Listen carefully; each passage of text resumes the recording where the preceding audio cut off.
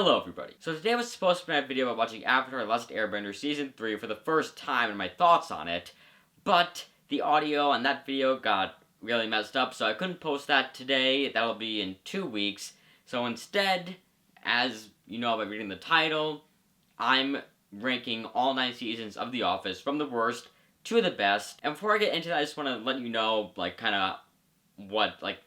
when the after video is going to come out and just kind of how the next few weeks is going to go. So next week, I'm going to be posting for Valentine's Day a ranking of the top 10 Office couples, hence the red shirt.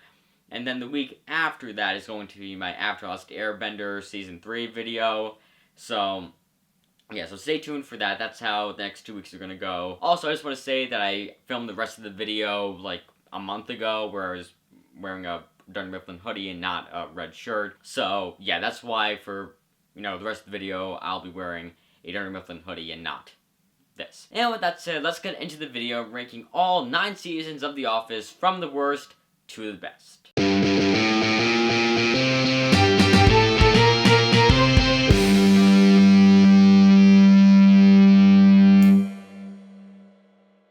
Starting off the list, in last place, number 9, Season 9. This season is infamously known by many Star Wars fans as the worst season of The Office, and it just does so many things wrong. Like, I think the addition of Pete and Clark just doesn't add anything to the series. They're just not very interesting. I think Clark is a little bit more useful than Pete, but both of them really just aren't useful to the show at all. It's weird how they have the whole thing with Pete and Aaron, and when they spent the whole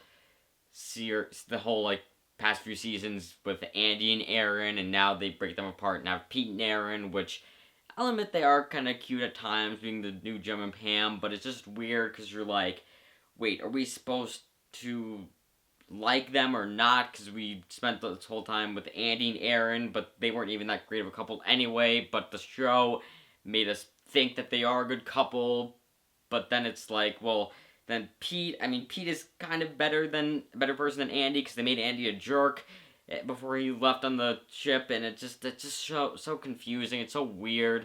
I don't know why they did this with Pete and Aaron. It's just such a weird thing to do. And then there's a whole thing with Jim getting a new job in Philadelphia that he actually enjoys, which I think isn't really like a bad plot line, but I think the real bad thing is the repercussions that they have of that, of Jim and Pam's relationship, and Pam almost having an affair with the sound guy, and it's just really just weird. That's just not something that is interesting in the show. It does have its moments, though. This season, I will admit, I think it gets a lot of hate, but it does have its moments. I think that a lot of Dwight's moments are really hilarious. I think the whole thing with Oscar having an affair with Angela's husband, the senator, is a pretty funny plot line, and I think that the scene where Jim and Pam Jim decides he's gonna stay in Scranton and not go to Philadelphia anymore so he could fix his relationship with Pam. I think, the scene where he forgets his umbrella and Pam brings it to him, and then they hug and they make up. It's just, I think that was a really well done scene. It's just sad that, the reasoning that they had to have that scene was just a weird plot line. And then the final 2 episodes, or the final 4 episodes, the 2 AARM episodes and the 2 finale episodes, I think were really amazing. I actually have a whole video. If you click up there's a whole video saying why those 2 episodes are great. And I also have a whole video that came out before that about why the whole season 9 is terrible, why it sucks. And then after that I say why the last 4 episodes are good. So, click up there to see those videos. But this season really is awful. There's so many things that are just so weird that just don't feel like The Office anymore. So, that's why it comes in at last place.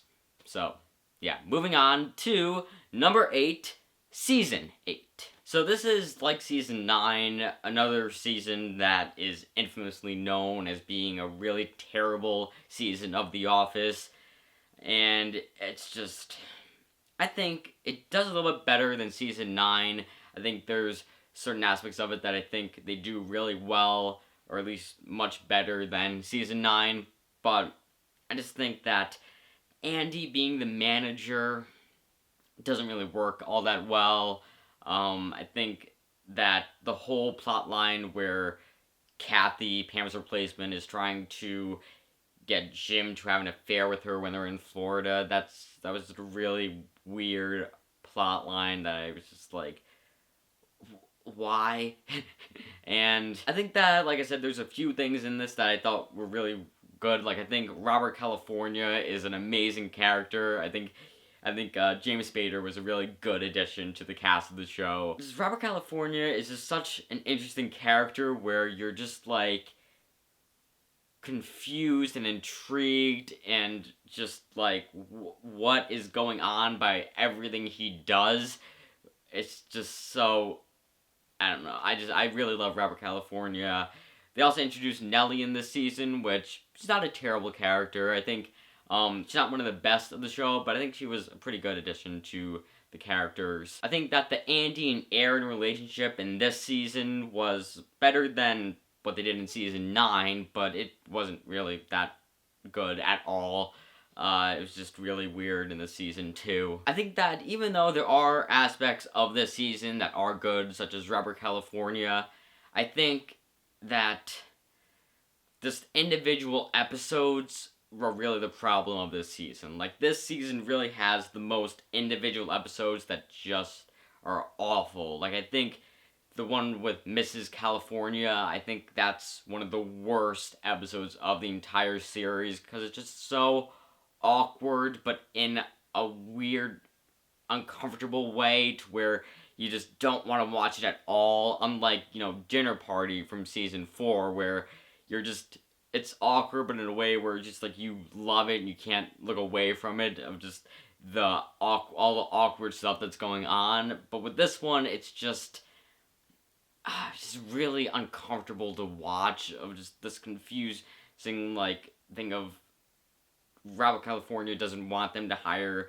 his wife, but he's trying to make her think that he wants her to be hired, and then Andy doesn't know what to do, and nobody knows what Robert California wants. It's just such an uncomfortable episode to watch, and I just that's the main problem of this season, is just those episodes where you just are so uncomfortable at what's going on. And that's really why this season is so awful, and it's why it comes in at number 8. Coming in at number 7 is Season 1.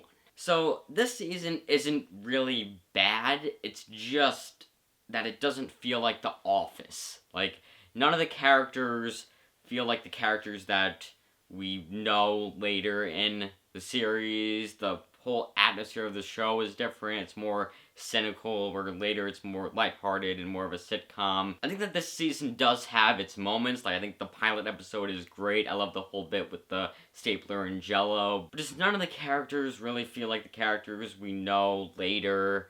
The Office, the show just doesn't feel the same, and that's really why it comes in at number 7. Coming in at number 6 is Season 6. So this season has its really great moments. I think that, it has Jim becoming co-manager, which I think is good. Jim and Pam get married. Michael dates Pam's mother for a little bit. Jim and Pam's daughter is born. Dunder Mifflin gets bought by Sabre. But I think that this is the season where a lot of the episodes start to fall flat. Like, I think one of the greatest examples of this is the Mafia episode. Like, I think it's alright, but it's not one that I'm really drawn to. It's just kind of like it's a funny episode, but I'm like, it's not like as good as, what other episodes of The Office have been in other seasons. And again, I do think that it has its moments. Like, I think the Koi Pond episode is hilarious, as well as the episode called Murder. I thought that was great too. But there's just things in the season that, there's just certain episodes that really fall flat. There's certain plot lines that aren't great. Like, I think the Andy and Aaron relationship, while it's probably the best out of all of the seasons, it's not really that great. The whole plot line with Michael and Donna, I think, was alright. It's not one of my favorite plot lines, but I enjoy it when I watch it. It's not really that great. And overall, this season has some really great moments and really great episodes, but it's mostly pretty mediocre. And that's why it comes in at number 6. Coming in at number 5 is Season 7. So this one is a lot like Season 6. It's mostly mediocre, but the thing that saves this season is the episode surrounding Michael leaving. I thought that they were really well done. I think the Will Ferrell episodes were pretty good. I think they get a lot of hate, but I really enjoy them. I think that they were really good.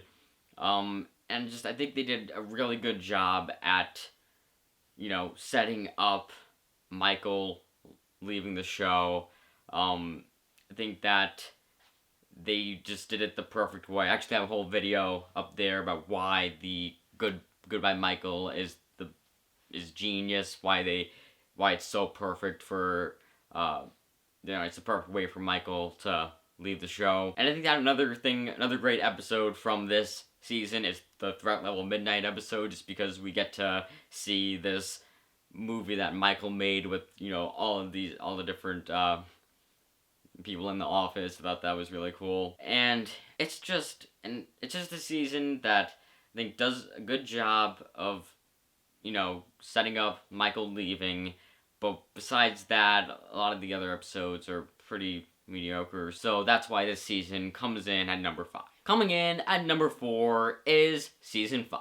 This season is really so great. We get the, building relationship between Michael and Holly before it gets ripped apart and Holly has to go back to Nashua. We get Angela engaged to Andy while having an affair with Dwight, and then they duel. I think that was really hilarious. We get the Michael Scott Paper Company, which I think was a really hilarious plotline. I think those 4 episodes were really amazing. And we get, in the season finale, Company Picnic, Michael and Holly reunited, and they do a show at the picnic, accidentally revealing to the Buffalo branch that their branch is going to be closing. And on a lighter note, we find out that Pam is pregnant. Well, we don't find that until season 6, but it can be inferred in this episode. And I think that this season is really great. I think that it really doesn't have many episodes that I don't like. I think there's a few that here and there that I'm a little iffy about, but mainly I think that this season is pretty much filled with episodes that I really enjoy. Plot lines that I really love, and I think this season was really amazing, and that's why it comes in at number 4. Coming in at number 3 is Season 3. So the season starts out with Jim in Stamford instead of Scranton, and we get the double plots of the episodes being one taking place in Scranton, and the other taking place with Jim in Stamford.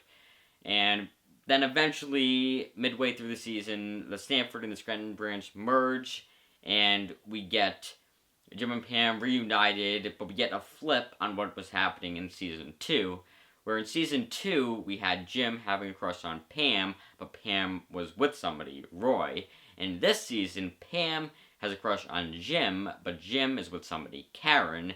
And I think that was a really cool thing to it was a nice flip on the roles of the characters, but I think that I like the original way better, because I think that Karen really doesn't seem as bad as Roy. Like, Roy and Pam just didn't seem like a good fit at all, while Jim and Karen, they actually seem like a pretty good fit, and I think that in a world where Pam didn't exist, then they would be the perfect match. But that's just a nitpick, and I still really love the flip on what happened in Season 2. And I think that this season ends with one of the greatest moments of the show, where Jim finally asks out Pam on a date. Totally Pam.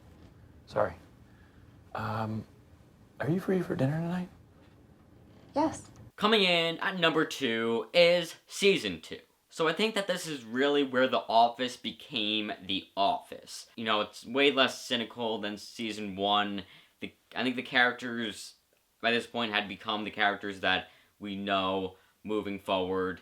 We get to learn a little bit more about the side characters that were just kind of in the background for Season 1. And I just think that they did such a good job with this season. I think Jim and Pam was really well done here with, the classic Jim is in love with Pam, but Pam is with Roy. And then it culminates in the season finale Casino Night, where Jim finally confesses his love to Pam. And we get the cliffhanger ending where Jim kisses Pam, and then the episode ends, and we don't know what happened next. And I could only imagine what it must have been like for people in 2006 when this first came out, and they had to wait like 4 months to see the next episode to finally see what happened between Jim and Pam, where now we could just click next episode. I think that must have been really just torture to have to wait that long. I think that just overall this season is so amazing. It brings The Office to where it is for the rest of its time. It does Jim and Pam perfectly. It just does all the characters really well. It, sets up Dwight and Angela, and I just think it's just such an amazing season. And if the season that's in number 1 wasn't so good, this would definitely be number 1 for me. But coming in at number 1 is Season 4. This season, in my opinion, has some of the best episodes of the series. I think it has the most quotable. It has just the most funny episodes, the most funny moments of the entire series. I think a lot of people say that Season 2 is the best, but in my opinion, Season 4 is definitely number 1. I love seeing Jim and Pam finally together. And again, like I said, it has so many quotable moments. Like, I think my favorite moment of the entire series is when Michael yells, "I declare bankruptcy!"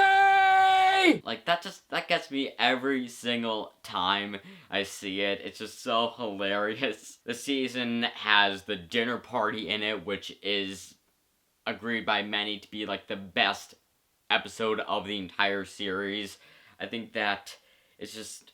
I mentioned Dinner Party earlier, how it's just so awkward, but in a good way, to where you just can't look away from it. You just love all of the different levels of awkwardness that are happening. It's just one of the best episodes of the entire series, and I think it just captured really just why Season 4 is so great. It just has so many episodes like it that are just instant classic, instant memes. Like, I think this season has some of the most memes from The Office. The season ends with a hilarious 2-part finale, Goodbye Toby, where Holly is introduced. And I think that this season is just so amazing. Again, it has some of the best moments of the entire series. I think it's where The Office was really at its peak, and that is why it comes in at number 1. Please comment below your ranking of the 9 seasons of The Office, and remember to like, subscribe, check out some of my other videos, and with that said, that's what she said.